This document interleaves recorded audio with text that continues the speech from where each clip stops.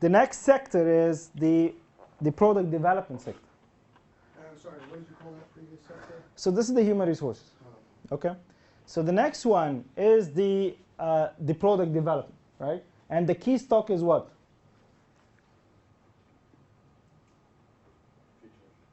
The what? The product features. This is the sophistication of your product, right? So probably in the beginning you will start with an MVP, a minimal viable product, a very simple prototype, and then you will start increasing the number of features and the sophistication of the system based on the feedback you are getting from the customers, right? True? Give me any feedback. Make sense? Are you sleeping? Sorry, do you have features listed there? Yes. Yeah, product features. Yeah, product features. Okay. Okay? So the kind of the ignition for this sector is employee productivity, right? Because if you don't have any productivity, you don't have anything, right? So the employee productivity give rise to two things: sales effort, and this includes sales and marketing, right? And the other one is engineering effort, so more of the product development part, right? And the administration and management functions, they are split between the two. Like if you have like CTO, this will be in the engineering effort. If you have a CMO, chief market officer, this will be in the sales effort, and so forth. So the admin and the management functions will be split between the two things. But simply, the key two functions you have is the engineering part and the sales and marketing, right? So the more productivity, the more engineering you have, and the more engineering you have, the more product development you have. And the more product development you have, the more product features you have. Okay? And product features give rise to your value proposition. What's the value that you are offering for your customers? Okay? How many of you is familiar with the business model canvas? I've heard of it. I don't know the details. Okay, I think it's worth go very quickly on this. So the canvas is a very interesting model that was developed in Stanford, and the nice thing about it that it's also graphical, very similar to, not very similar, but I mean it used graphics, right? So it looks like this.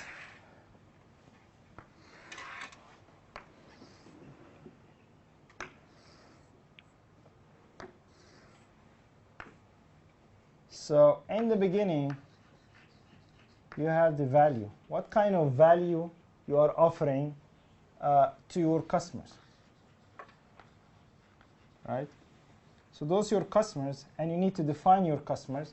And then here you have some sort of, they call it, what do they call this? Do you remember? Customer segments. No, the connection between the value and the customer, the relationship. Right? So this is more of the relationship. And then you have here the channels, how you sell to your customers, right? So you have the value, and you refine on the value based on the relationship you have with the customers.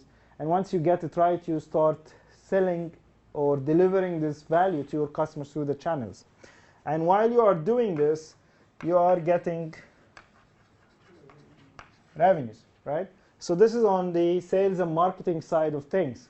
On the engineering or in the organizational side, you have key activities. So what are the activities you need to do? And in order to do these key activities, you have key resources, right? So you have key activities and key resources. The resources could be machinery, could be human resources, could be financial resources, whatever. The key activities is what you need to do, right?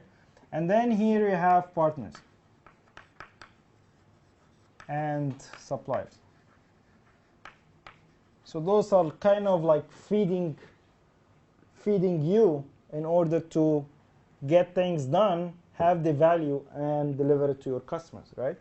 And of course here, what you are accumulating, costs, right? and the difference is your profit. So it's a very simple model, and I think they have like a tablet app or an iPhone app. So it's a very interesting one. But the value is very important, because this is actually, in essence, what you are developing for your customer. Customers are paying you for the value you are providing for them, right? That's why the iPhone sells for that amount of money, not because of the hardware, but because of the value, the easiness, the smoothness that you experience while you are using the phone, right? So the value proposition, and somehow it defined like the return on investment or the payback, but don't worry about this. Also, part of the engineering effort is the service quality. So how you support your customers. So many times in startups we focus on selling things, and we miss the part of we need to continuously support our customers, right? Because they are the promoters of our products later on to other users, to other customers. So it's very important to support the customers, and I will comment on this after we finish the whole model, right? And then you have, of course, the sales effort. So this was which sector? The product development, right? Okay. You are smiling. Any reason for this? Me? Yeah? No. Okay. Is it getting too complex? No, not yet. Okay. So far, so good? I'm waiting what all you have there. Okay. Okay. So the next sector is the customer sector. Okay? And let's finish with this. We have here product attractiveness. And this is influenced by the value proposition I have and the service quality I have. Right? This contributes to how attractive my product is. And the more attractive my product, the more sales. So this is sales. Right? The more sales I can generate. And the more sales I have, the more what? The more customers I get. And how customers decrease? By getting dissatisfied customers. So if they are dissatisfied, they will return the product or stop using it or cancel their subscription or whatever, right? So, and here is a very interesting thing that will happen. Two things will happen. If we have satisfied customers, because here is the assumption that if you can keep the customers in, we assume that they are satisfied, right? So the more satisfied customers you have, the more word of mouth you will have, which is a very, very interesting dynamics in startups. You want your customers to speak about your product. That's why service quality is very important. That's why product attractiveness is very important. You want your customers to speak about your product. You want them to love your product. You want them to love your team. You want them to love your company. Because without such a passion, you will keep pushing every customer to buy your product. You want your customers to work for you eventually. Make sense? So word of mouth. The interesting thing that this is a reinforcing loop. Do you see it? So the more word of mouth, the more attractive is the product, the more sales I have, the more customers I have, the more word of mouth. And this is a reinforcing effect. It's an exponential effect. Right? If you can get this working, you can generate tons of sales. Right?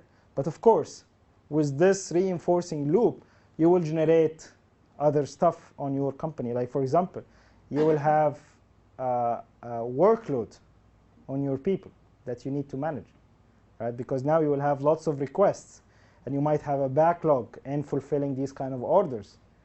And eventually, customers might start to complain because they put the order for like few months now, and you didn't ship the product, right? So you need to be very careful while you are triggering any reinforcing loops, because once you trigger them, it's a waterfall, right? You need to be prepared for them. right? Go ahead. Oh, no. No? Okay.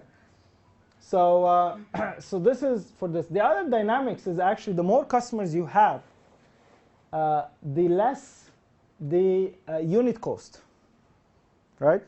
So in any company, you have how many kinds of costs? You have two. Fixed one, Okay. and the other one is, I would say, variable. Okay? So the fixed ones are the ones that you pay them regularly, regardless of the number of units you produce. This could be what? Rent. Office rent,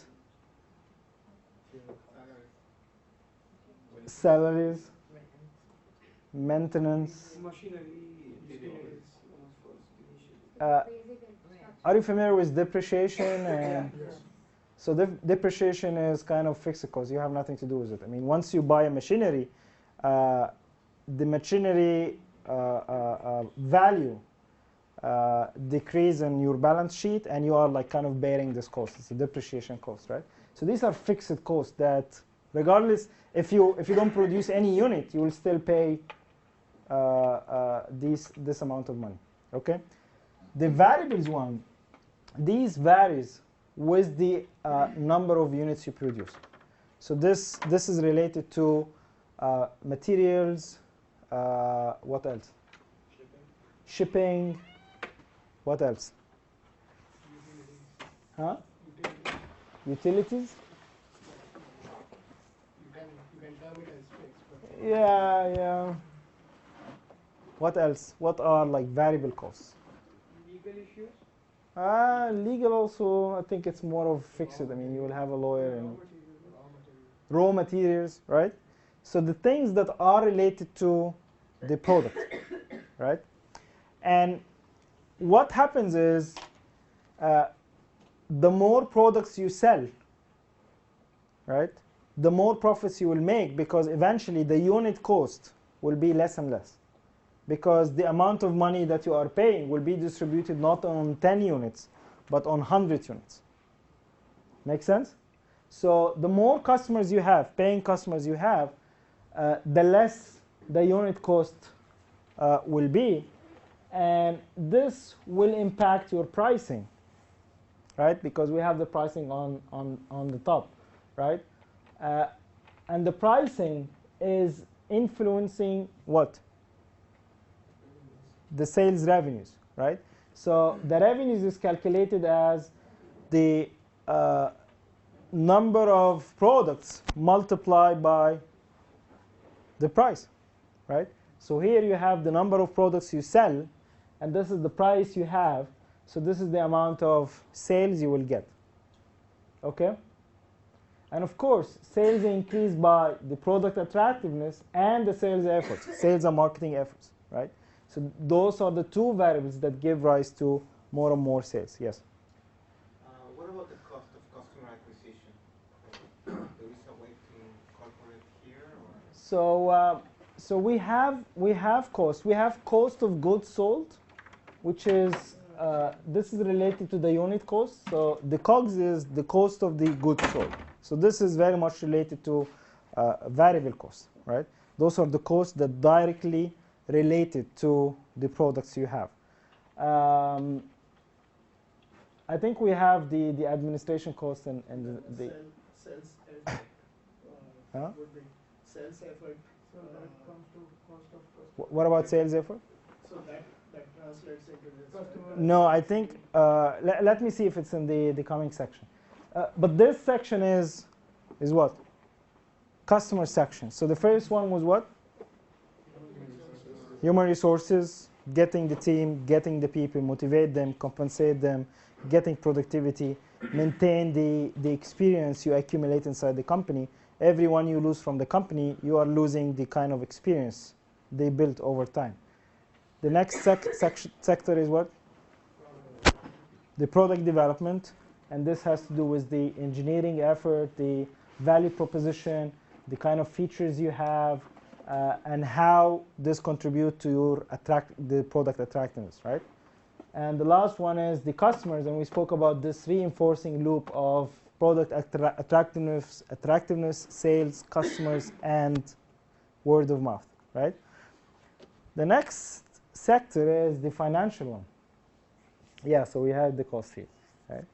So here we said that the more sales you have, the more sales revenues you will get. So these are the revenues. Revenues is sales, right? So we have, just for clarity, so we have revenues,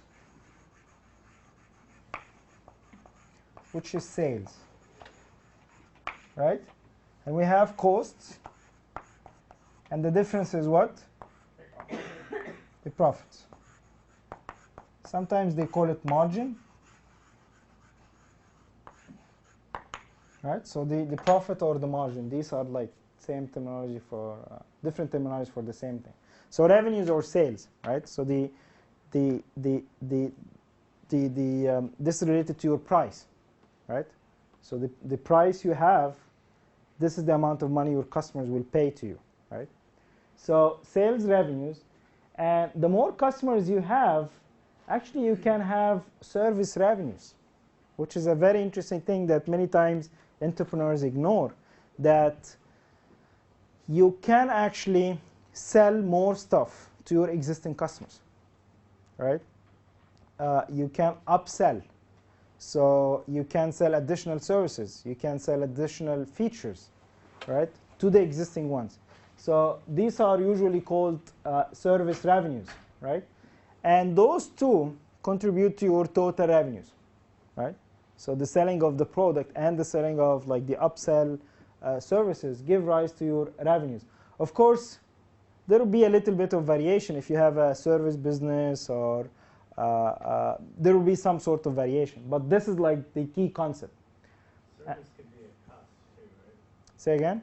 Service can be a cost as well. I mean, unless you're, depends on how you structure it. I mean, if you're charging somebody for service, of course, that's great. But if it's something that you just gave under warranty. Okay, so this is actually what you mean. So this is the service quality. This is the cost. But here we mean service revenues. So the revenues you generate out of the service. It could be that we are charging them for. I don't mean how service affects product attractiveness. What do you mean? I didn't get you. I mean, you need to replace a part that costs you money. Or you need to send somebody to service your machine or whatever it is that costs you money. But usually this should be accommodated for in the kind of offerings you have. So usually when you structure your offer,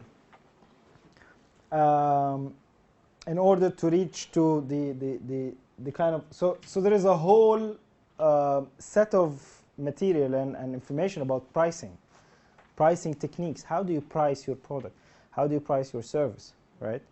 And you need to price it in a way that at the end of the day you are making some profits, even after you cover the kind of costs you know, and the kind of costs that might arise later on, like replacement, warranties, after-sales support. So you need to accommodate for this. I might need to hire people to fulfill such a service. So all of this I need somehow to accommodate it in my pricing. And this is a whole set of area that you need to develop your competence in, right? If you feel that, yeah, I need to know how I can structure my pricing. How can I get this the pricing right? Definitely, this is an area you might want to deep dive into it. When you say service revenue, do you mean any additional gain you get off of that unit you did sell? It could be the unit or an additional service I provide for the customer because they are using my product. I will give you an example. So it's extra money you're making off the product. Yes, it's an extra one. Bundling can be an example. So Bundling products can be an example. it could be an example, but I will give you an example from Siemens.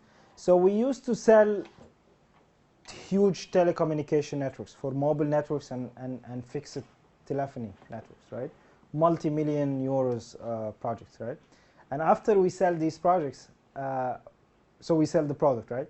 And then we say, okay, how about we provide you an annual emergency support?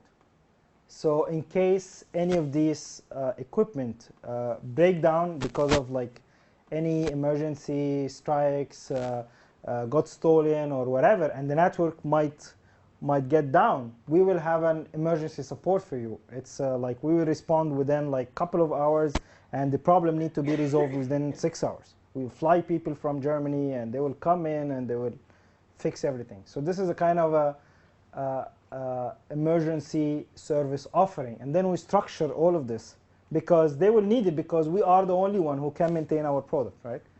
So so these are the kind of things. Sometimes some of our competitors used to do that they dump the price of the equipment, they give it at a very competitive price, and then they generate lots of revenues from the kind of services, the kind of add-ons they will sell later on, because once the customer buy the main telecommunication network, they can sell anything on top of it. So these are selling strategies. Sometimes they get nasty, sometimes they get not very interesting, but it's I think customers appreciate honesty, and they appreciate integrity, right? Yet it's very important that you have a strategy and you know how the game is played, whether fairly or unfairly, right? So, but definitely integrity and honesty is appreciated, and my own experience that it's a very good long-term strategy. So customers tend to stick with the people whom they trust, right?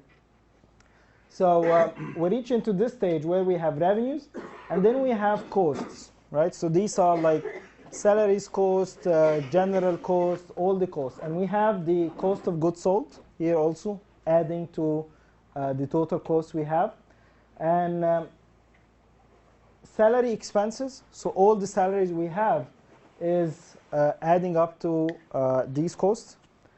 So this is the cost and the revenues, and those two give us the net income, or the kind of like net profits we will have, right? So the difference between our revenues and cost is the net income we will have, and this is an inflow and outflow. So it increase and decrease, because you could have like a negative net income, and this contribute to this stock, which is what? The cash, right? The cash we will have. Here is the famous funding variable, which is the external funding. This could be seed funding, angel funding, VC funding, right? And of course, those are different in terms of the amount of money you can raise, and they vary in terms of the kind of commitments you will have. The more money you get, the more commitments you will have. You could raise money from individual investors who are not like affiliated with a company, like an angel investment network or an angel investment group. Usually, if you raise funding from individuals, it's more of a personal relationship. They know you, they trust you, and they want to see what you can build out of whatever investment they will give to you. So there are all sorts of external funding. Another source of funding is NSF grants, National Science Foundation. So they have special grants for people who are doing developing high-tech products or products in certain areas. This might worth looking at. The Small Business Administration, SBA, they have also their own grants. So the conclusion is it's not only investors. There are also agencies that provide grants. There are also international organizations that might be interested to give you grants for projects that are in line with the kind of agendas they have. So this is just a sample of external funding. And of course, this is a whole area in itself, right? You can spend the amount of time that you feel that right for this area. Like for example, for me, when I started my startup, I didn't spend much time on this. I wanted to get this right. I know that I need to raise funding at a certain point, but we wanted to get this right. And while we are doing this, I started to develop myself on the different types of funding. I started to attend sessions that are very much focused on funding, reading on the internet, speaking with people, all sorts of things. But at that time, I knew what I'm looking for. I knew what I need exactly. And I also knew what I don't want. So it was a very targeted research, targeted data collection. Rather than going into like a session and just listen to anything, like anything that are being pushed to me, No, I was going out and selectively getting the pieces of the puzzle that I need. And this is what I want you, or I suggest for you to do. Don't be like going into sessions and listening for everything. Understand how the whole thing works, how the different dynamics play out. And then you go and selectively pull from the information around you the missing pieces of the puzzle. Okay? So, so you have here the cash. Once you have the cash, this is a kind of a management decision that you will need to do, which is the headcount growth. How many people you want to recruit. So this is a management decision. No one forces you to do this. It's a decision that you need to do based on the forecast of the orders coming to you, based on the what stage of scaling you want to go through. All this. So it's a management decision. I want to employ 2 salespeople and 2 engineers to do whatever I have in mind. Go ahead. Yeah, I guess before you go on, what specific sources of funding didn't you want? Is it just that you didn't want to give stock in your company, or how did, what things didn't you want? So I knew in the beginning that I don't want to get into VCs at this stage, because it's not an easy game, so Bel Olet, the director of the Entrepreneurship Trust Center at Sloan, he had this interesting analogy. He said that VC funding is like rockets fuel, If you put it in your car, it can destroy it, So you want to get such a very strong fuel whenever you have the right rocket for it, because it helps you to scale, If you get it early, it might kill you, So I knew that I'm not looking at VC, so I didn't bother really reading a lot about VC. So this was one thing. Another thing is there is an interesting term called smart money, like raising funding from people who will not only help you with getting the financial resources, but also the connections. They will do introductions for you because somehow they are vested in the company now, So they want you to succeed. So they might facilitate introductions to other people, to customers, to other investors. So, so it's not only about the money. It's also about this kind of a high-profile person or group of people. Once you raise funding from, they will open other doors for you. So smart money, So these are the kind of things that was very interesting. Any other question? I just wanted to answer, because when it comes to VCs, term sheets are altogether a different subject, because the kind of investment you want to avoid at times is go ahead. You want to go? Okay. That even like VCs at times in the term sheets, they don't give founders the stock they deserve at that point of time.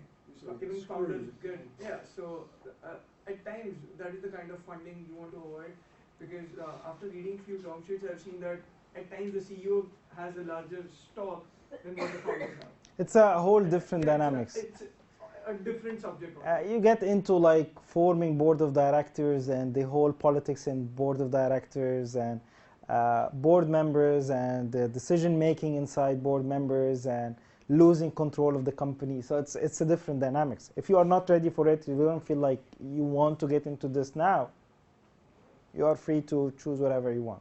And all the time, having mentors, people who know you, who know what you are doing, and you build over time some sort of mutual understanding, mutual trust, and they are updated about your progress over time. It's very important. Having mentors is very, very important. And that's why it's part of your, if you remember, it's part of the connections of the core team strengths. So it's very important. Having mentors to direct you during the process is very important. They will make you avoid mistakes that you don't need to do, and might direct you into interesting things that will save you lots of time. So mentors is very important. Yeah. Okay, so basically here you have the cash. The cash enable you to pay salaries, which support the kind of financial package, the financial compensation, which is supporting what? Employees. The attractiveness, right? So this is how the loop is closed, right? So this is how you reinforce your job attractiveness, by doing good job, good sales, getting money, and paying your employees properly, right? And here you have the profit sharing, you have stocks, you have employee ownership, so how you can compensate your employees with stocks so that they have ownership in the company. And in this area you have all sorts of different techniques for compensation. Which is better at which stage? Should they give cash? Should they give equity? Should they give stock options? All sorts of things, but all of this belongs to compensating your people, compensation packages, and so forth. And here you have firm valuation, which is related to the kind of cash you have and the potential cash you might get, and it's also related to the core team strengths, right? So this is kind of like the whole thing, and of course there is some other variables in the middle, but the blue one is kind of the core loops of the startup dynamics. This is the heart of what happened inside the startup, right?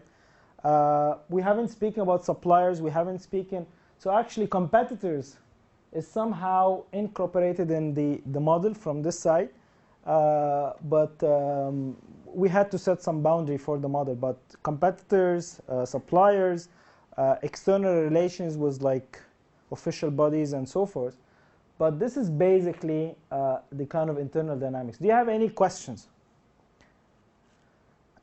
Does it make sense for you? Does it make anything clear for you?